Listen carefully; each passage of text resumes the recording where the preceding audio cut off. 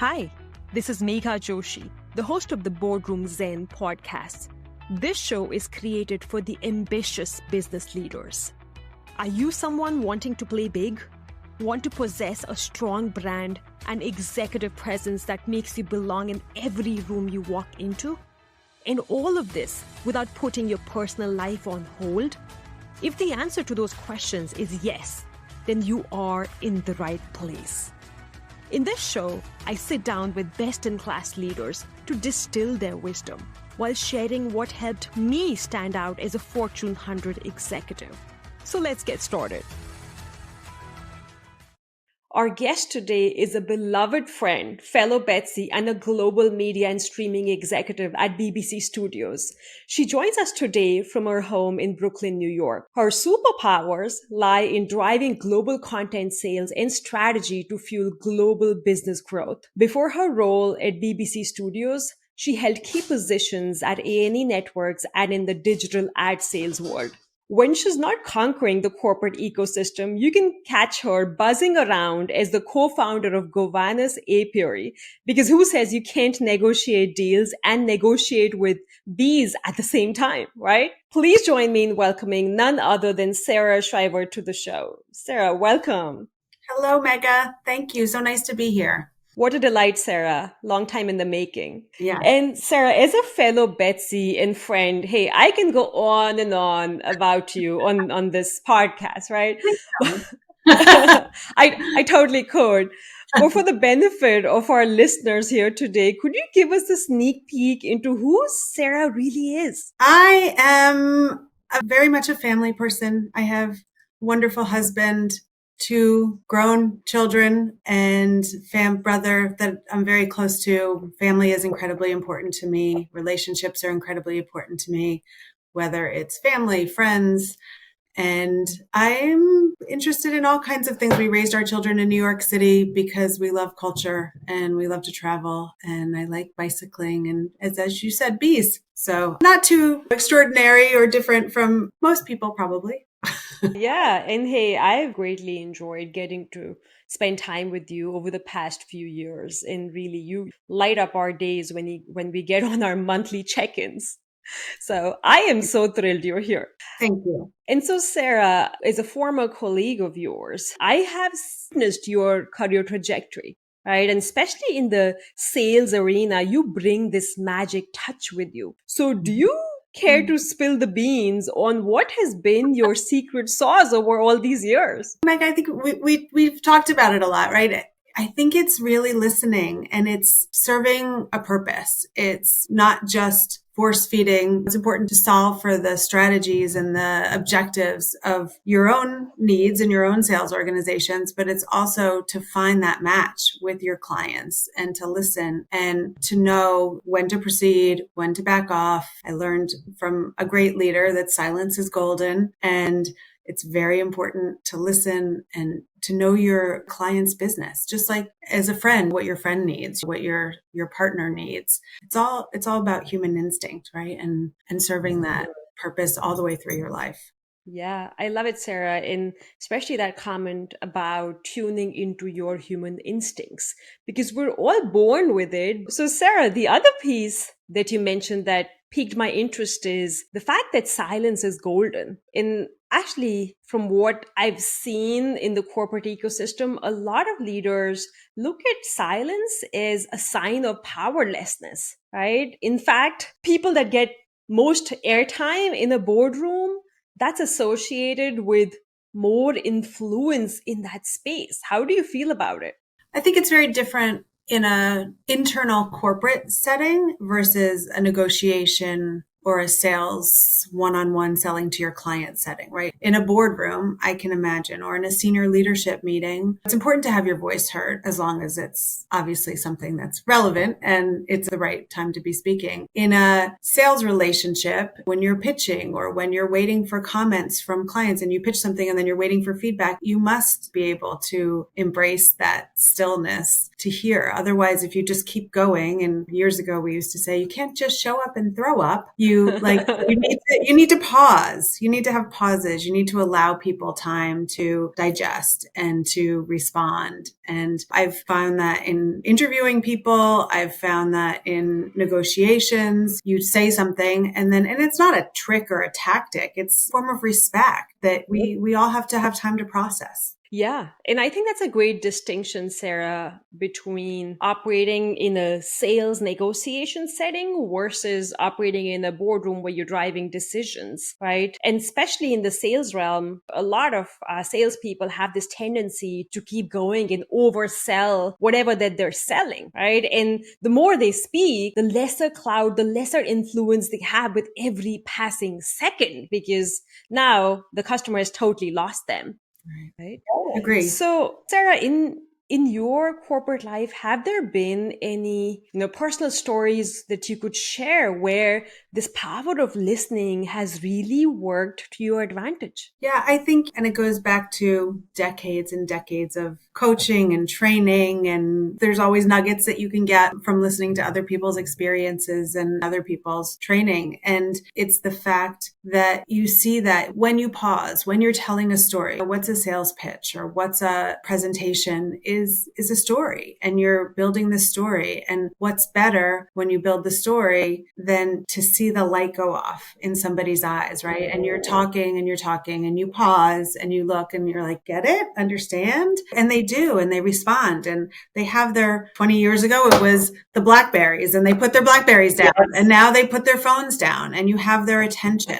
And attention's, I think, really is a sign of respect and acceptance of they're happy to have you there and they're happy to listen. And now it's so easy too with people's computer screens up and taking notes. But I think the idea that you connect, it's a way to definitely connect with people and build relationships. Yes. Yeah, it's not that hard. And again, going back to your comment about human instincts, right? We as people we do have this tendency to naturally tell stories. We just don't cultivate that skill enough. And when we tell stories, we tap into other people's emotions, and immediately their phones are down. Immediately they're all in and tapped into that message, right? And it's a skill that takes time to build over the years, only if we are consciously acing that skill. Well, and it's a skill and it's a strength. It's something that's very empowering once you have it. And it's not that you're controlling a room, but you can hold a room, and you have to have confidence in yourself. It's still scary, no matter how many years you're doing it, when you get up in front of a group of people and you have to present. And I find it to be a little bit scarier to do it internally versus externally in companies, but it's a strength. It's a superpower for sure. Yeah. And by the way, thank you for admitting the fact that we all feel scared and fearful in those settings, because here we walk around with these big titles and positions and power, and others out there don't recognize that we all share those same hesitation and fear, right? It's just there. And Even you, Mega, you stand up, and I see you on LinkedIn. You're on stages in front of thousands of people, blowing them away with your strategies. Hey. And I want to have that confidence. I want to be like her. Hey, before I step on that stage for like 5 seconds, I always feel that sensation in my gut where it's just a nervous feeling. And then you just go with the flow and you lose yourself in that, whatever that's happening in the moment. I think that's what matters. Being present in the moment, being mindful. Mm-hmm. Yeah. And so, Sarah, we heard storytelling, really using that to our advantage in being present in the moment. Anything else, any other strategy you have front and center of your mind? I think, again, comes up a lot, especially during COVID and now post-COVID. And this came up recently with my team, is attention and having focus on the person that's speaking and not multitasking. And how can you really be an active listener? Maybe you can. I can't. I'm a note taker. I have my notebooks everywhere. I write stuff down, but I feel like I've been on a soapbox for the last few months to everybody that when we are in meetings, we need to be present in that meeting and listening. And besides, I find it incredibly rude. The idea of not getting all the information out, not being able to ask questions or do follow-ups because you're sending an email or you're working on a presentation that's due in 2 hours or texting. It's not efficient. I think you see everybody's eyes like swirling, that they're not attuned. And it's too bad. When we all used to have to go from conference room to conference room to conference room for meetings, people weren't really distracted then. Maybe you were zoning out when somebody was speaking, but you weren't Right. thoroughly engaged in another task. Yeah, and you're so right, because in those in-person conversations, I don't think we had many options than to be fully present in that meeting, right? We're not going to be swiping our phones or multitasking on our laptops. It's just, it didn't work that way. And now that there are so many distractions, and it's very easy to kind of slip away and assume that we can multitask, if you will, right? And Mm-hmm. so for you, Sarah, as you think about your ability to be present, to deeply listen in the moment, has that ability ever worked to your detriment at all? I mean, I've gotten called out because I wasn't paying attention. To my detriment, I think being just stepping away from the screens, right? It's bad to being on your screen and we're sitting, my husband and I are sitting at the table, text on our phones. Not cool. Like it's taken away from the human experience Yeah. but it's so commonplace now. It sounds old fashioned to criticize something like that, I think, but I can multitask and do a million things. I just have to rein myself in and say, I'm not going to, and I'm going to be present in the moment because I Yeah. don't want to get caught out on it. Yeah, absolutely. Multitasking is actually a myth because a lot of brain research over the past decade has proven that the human brain cannot really multitask. We are single threaded and we focus on one single activity to the other and we quickly switch. It feels like we are multitasking, but we're not. We're moving from one gig to the other. And the interesting piece of revelation here, Sarah, that I've learned is there's a concept of switch loss effect, meaning every time we're switching from one task to the other,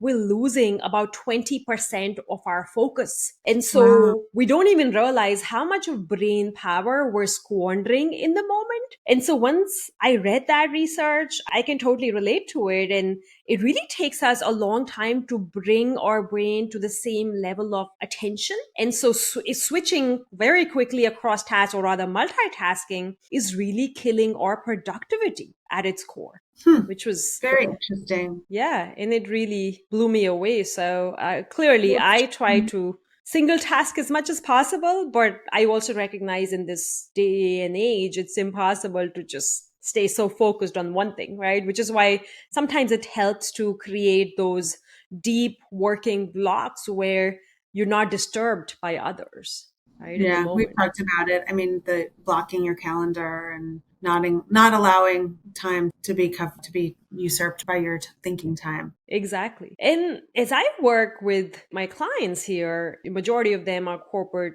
leaders, executives. I get faced with the same dilemma as well, right? How can I stay focused? How can I be more present? And I think one piece of strategy that seems to work for big majority of them is focusing on the breath, right? Focusing in the moment, because majority of us are so overpowered by our mind where we just keep Mhm. moving from one thought to the other. And that's what happens in a meeting. Our wheels are turning and we're steered away from whatever the topic of the discussion was. And if we can build awareness and catch ourselves in the moment and just take 3 deep breaths to bring our minds back to the body, I think that allows us to refocus our attention on something that's more meaningful. Totally agree. Yeah.